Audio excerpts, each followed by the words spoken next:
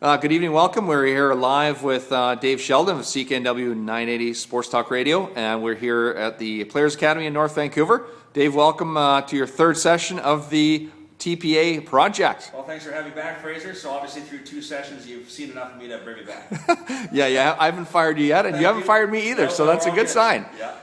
Let's bring us up to speed with the last couple of sessions. Your number one session was with Dr. Baxter, Yes. getting a little bit of mind coaching. Yes. You had a little bit of fitness, TPI screening from Dave Zebrick. Yes. And then session 2 was last week with myself.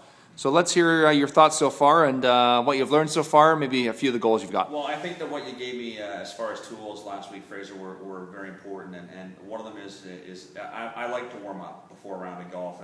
And you asked me if I had a warm-up protocol, and I do.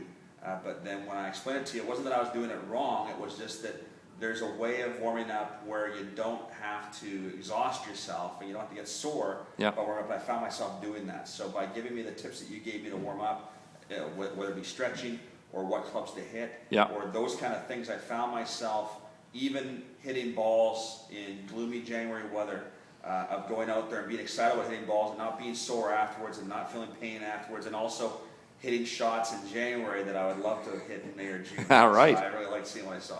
Good. So it sounds like you're already reaching some of the goals in that you're committing to your shots a little quicker.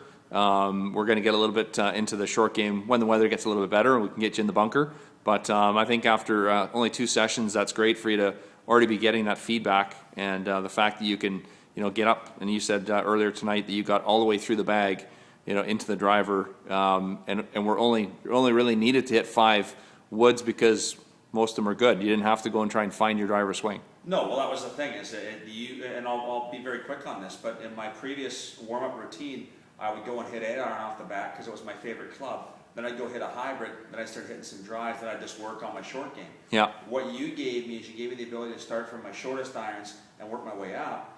And I didn't swing hard at one ball, which, anyone who's watched me golf, and I know there's some of my friends out there going, you didn't swing hard at a ball, I don't believe it, but I didn't swing hard at a ball, so that by the time I was into my woods, whether it be my hybrids, my 3-wood, or my driver, I found myself just taking the club back, letting the club do the work, which you always hear about, but you didn't really put it together until you're like, man, I just let the club do the work, and it worked out. So I hit about 3 or 4 drives to finish up here at Seymour Creek yesterday, and felt really good about it. Great. Well, I'm looking forward to session number 3. So we're going to dive into that right away, and maybe at the end of the session we'll have a couple of quick thoughts about that, and make sure you're well versed with some of the goals you're going to try and get into for our 4th session. Yeah, I look forward to it. Thanks. Okay, we'll see you in a while. You bet. Yeah.